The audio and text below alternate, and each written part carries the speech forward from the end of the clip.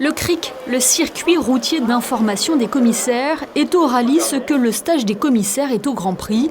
Il s'agit d'une formation pratique afin de passer en revue les acquis du directeur d'épreuve jusqu'au simple commissaire. La réglementation évolue, nous remettons toujours à jour et nous vérifions les capacités de nos hommes à comprendre, à interpréter les textes et à les appliquer.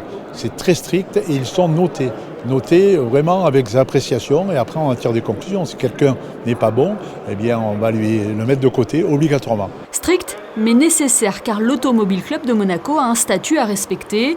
Son corps a été retenu comme étant le meilleur au monde par la FIA. C'est surtout pour visionner la position et tout ce qui a trait aux commissaires de route qui doivent être exactement situés là où c'est prévu.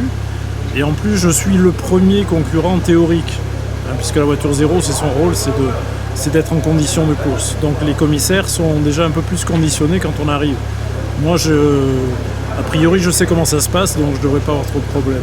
Pour réviser ses gammes, l'ACM avait organisé un véritable rallye avec 3 spéciales dans les hauteurs de la Principauté. Et pour tester le corps, nous nous sommes mis en situation. Nous aussi, nous prenons le départ de cette répétition grandeur nature.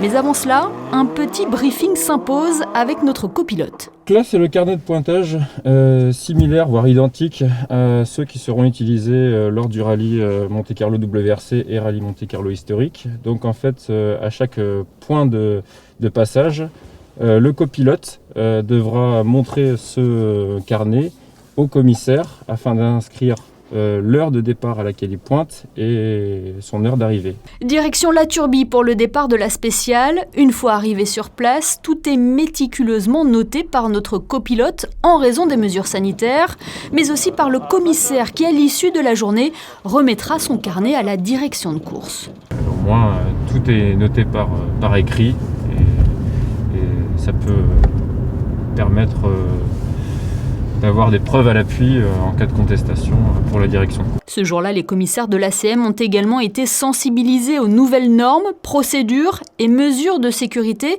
qui seront mises en place dès 2022 avec l'introduction des toutes nouvelles WRC hybrides.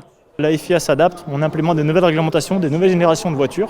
Et avec ça, on a effectivement des règles de sécurité. Et notamment sur les bénévoles, j'insiste là-dessus, sans qui rien ne pourrait se passer. Et c'est notre devoir de les protéger. Mais d'un point de vue FIA, notre devoir, c'est d'aider les clubs, les organisateurs de rallye, à avoir les outils qui leur permettent de gérer leurs bénévoles et de les informer.